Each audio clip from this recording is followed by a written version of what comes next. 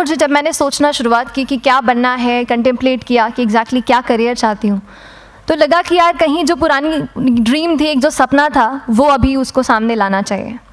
फिर इस बारे में और पढ़ा और तब खान स्टडी ग्रुप भोपाल में सेंटर वहाँ पे जैसे शुरू हो गया था, तो मेरा जो फाउंडेशन कोर्स है मैंने वहाँ से किया।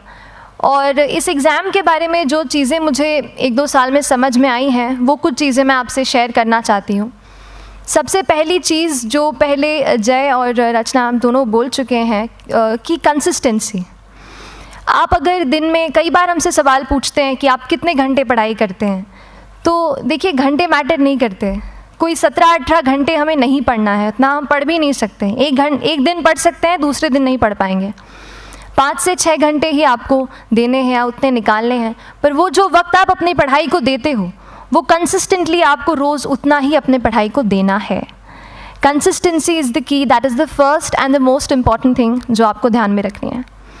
दूसरी चीज़ इस एग्ज़ाम में मुझे लगता है इक्वली इम्पॉर्टेंट है, क्योंकि ये जर्नी लंबी होती है। जैसे एग्ज़ाम ही 1 साल तक चलती है, आप प्रीलिम्स देते हैं, फिर आप मेंस देते हैं, आप इंटरव्यू में जाते हैं पर्सनालिटी टेस्ट के लिए, तो एग्ज़ाम 1 साल तक खुद चलती है। उसके पहले मान लीजिए आप 1-1.5-2 साल पहले से प्रिपेयर कर रहे हो, तो ये जर्नी काफ़ी लंबी रहती है। उस जर्नी में मेंटली अपने आप को मोटिवेट रखना, अपने आप को बूस्ट करते रहना, वो भी इक्वली इम्पॉर्टेंट है। और इसीलिए अपने आप पर भरोसा बेहद ज़रूरी है। You need to have a faith in yourself कि अगर आपने इसमें कदम रखा है, अगर आपने सोचा है कि आप सिविल सर्विस एग्ज़ाम देना चाहते हैं और देंगे, तो आपको ये ठान के उसमें जाना है कि हाँ मैं ये कर सकता या कर सकती हूँ।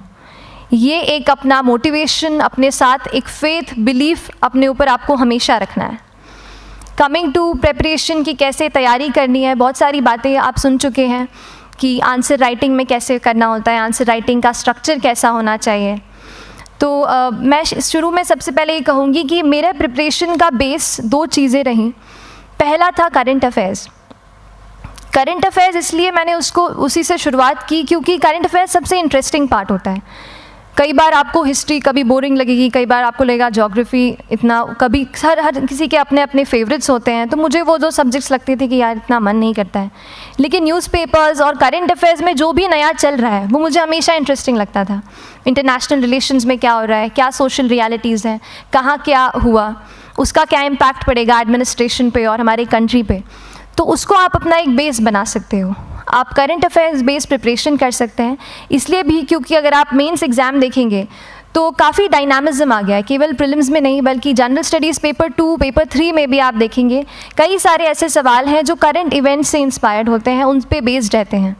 तो जब आप न्यूज़पेपर बेस्ड, करंट बेस्ड पढ़ाई करते हैं तो वो आपका प्रिपरेशन वहाँ से भी कवर हो सकता है।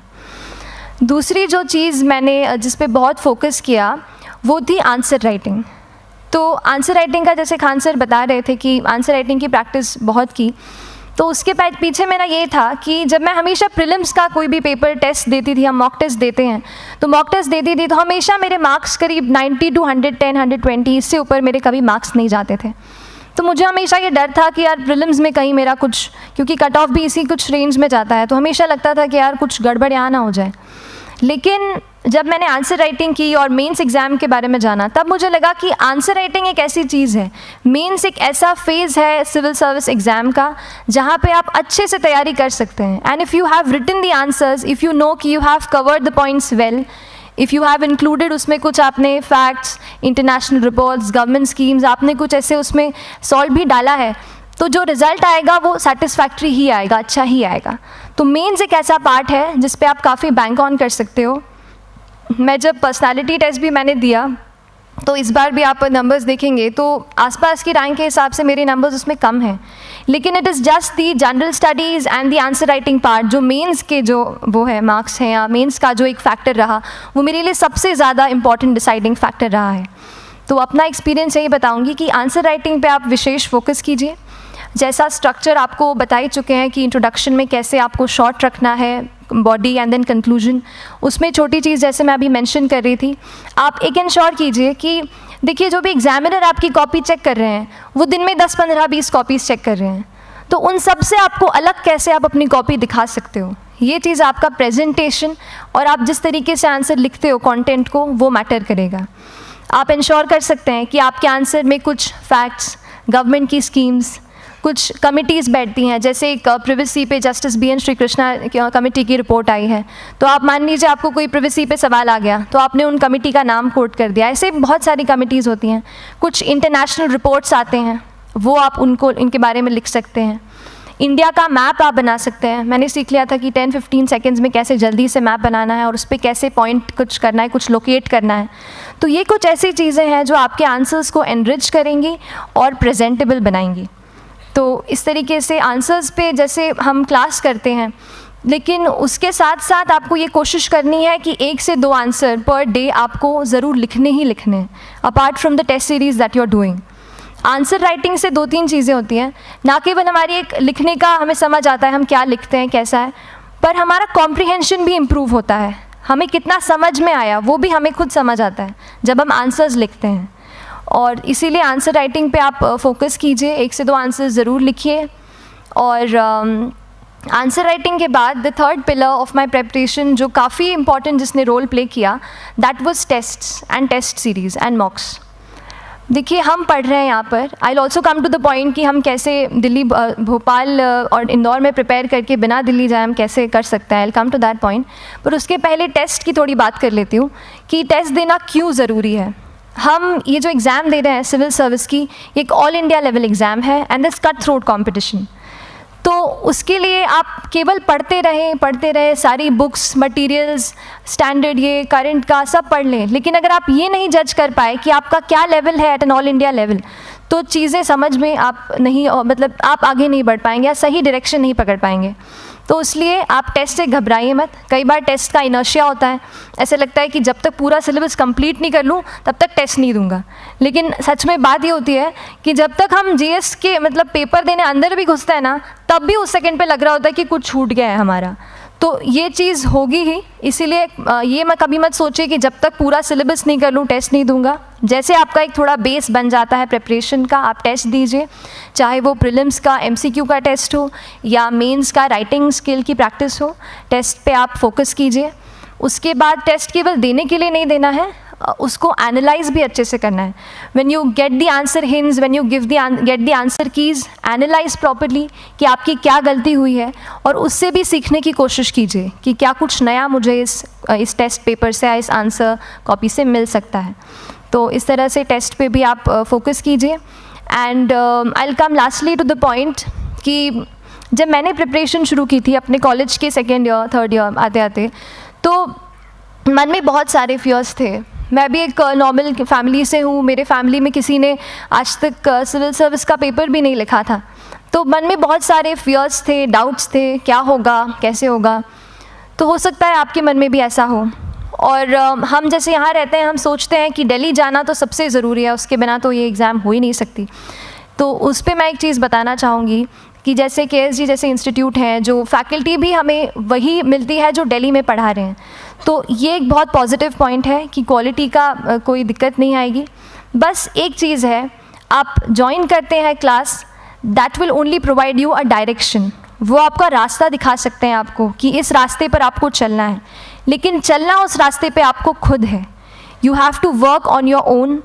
कभी ये मत सोचिए कि मैं वहाँ नहीं जा पा रहा हूँ तो नहीं हो सकता, यहाँ है तो हम एक्सक्यूज़ेस बनाते हैं, कई बार चैलेंजेस आते हैं। तो मैंने कॉलेज के साथ प्रिपरेशन की, तो उसमें भी काफ़ी दिक्कत आती थी। कभी कभार कॉलेज की एग्ज़ाम होती थी तो इसमें मैं अपना उतना वक्त नहीं दे पाती थी। तो उस मोमेंट पे फिर प्लानिंग ने मुझे बहुत हेल्प किया कि हम किस तरीके से अपने कॉलेज के एग्ज़ाम के लिए प्लान कर लें। जैसे मैंने इंजीनियरिंग की है और मुझे पता है कि हम इंजीनियर्स 1 महीने से ज़्यादा पहले से पढ़ते नहीं हैं, पढ़ते हैं क्या? तो वो चीज़ आप ध्यान रख सकते हो, उसको अपना स्ट्रॉन्ग पॉइंट बना सकते हो। 1 से 1.5 महीना जब exam is approaching, I use to plan my entire syllabus का प्रिंट आउट निकाल के I use to make my notes, उस तरीके से उसको मैं उसको संभाल लेती थी। तो whenever you are managing those things together, focus on planning, किस तरीके से आप एक माइक्रो प्लान बनाएं, अपना डेली एक प्लान बनाएं, वीकली टारगेट सेट करें और एक ब्रॉड विजन दिमाग में रखें कि ब्रॉडली आप मंथ्स में क्या कवर करने वाले हैं। अगर आप प्लानिंग अच्छे से करते हैं तो ज़्यादातर पोर्शन आपका वहीं से कवर हो जाता है, और जब आप टारगेट्स बनाते हैं, उनको टिक करते हैं, तो एक सेंस ऑफ कंप्लीशन भी आपको मिलता है कि yes I am on the right path और मैं सही जा रहा हूँ या जा रही हूँ। तो इस तरीके से प्लानिंग पे भी इक्वली फोकस कीजिए। एंड बस यही सिंगल बिगेस्ट मैसेज मेरी तरफ से यही रहेगा कि आपने अगर ठान लिया है, अगर आप सोचते हैं कि आप ये एग्ज़ाम क्रैक कर सकते हैं, तो आपको रोकने वाला और कोई नहीं, आप खुद ही हो सकते हैं। तो खुद आप अपनी रुकावट कभी मत बनिए, एक्सक्यूज़ेस मत बनाइए। ऑब्स्टिकल ज़रूर आएंगे, उन्हें आपको चैलेंज करना है। Challenges are meant to be challenged. तो सही तरीके से अपने ऑब्स्टिकल्स को हैंडल कीजिए, और इस एग्ज़ाम में अगर आप सही स्ट्रैटेजी रखते हैं तो आप अपने एक अटैम्प्ट में ही इसको क्रैक कर सकते हैं। एंड एनीवेज आप जो भी अटैम्प्ट नेक्स्ट रखते हैं, दिल में यही रखिएगा कि जो ये मेरा नेक्स्ट अटैम्प्ट होने वाला है, ये मेरा बेस्ट अटैम्प्ट होने वाला है। कभी भी इस एग्ज़ाम को हाफ हार्टेडली मत दीजिए कि चलो दे के देखता हूँ कैसा है पैटर्न का एग्ज़ाम का। अगर एग्ज़ाम का पैटर्न देखना है ना, तो घर पे 3 घंटा टाइम लगा के एग्ज़ाम दे दो, बस केवल पैटर्न देखने के लिए एग्ज़ाम अटैम्प्ट मत कीजिए। जब आप एग्ज़ामिनेशन हॉल में जा रहे हैं या कोई अटैम्प्ट आपने सेट किया है, तो अपना सब कुछ उस एग्ज़ाम को दीजिए, अपना टाइम, एनर्जी, फोकस, जितना भी करेक्ट आप उसमें पॉजिटिविटी डाल सकते हैं उसको दीजिए, एंड पूरी तैयारी के साथ ही इस पेपर को दीजिए, and I am sure that you will succeed. So till then, all the very best to you and good luck. Thank you so much.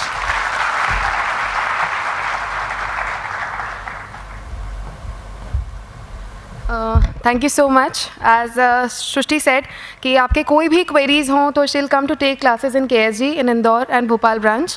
So lastly, I would like to thank you all for being such a patient crowd, for being such a patient audience. एक चीज़ मैं कह सकती हूँ कि ये जंग बहुत बड़ी है, because you are entering into an ocean without knowing the depth of it and without knowing the art of swimming. ठीक है, तो पहली जंग तो आपने यहाँ जीत ली जब आपने ये सोच लिया, आप यहाँ बैठे हो, ये सोच के बैठे होगे कि शायद मुझे सिविल सर्विसेज करने हैं। तो इस शायद को यकीन में बस आपको खुद को बदलना है, and we are there to support you at all the moment, at all the time. जब भी हमसे पॉसिबल होगा हम सब, इवन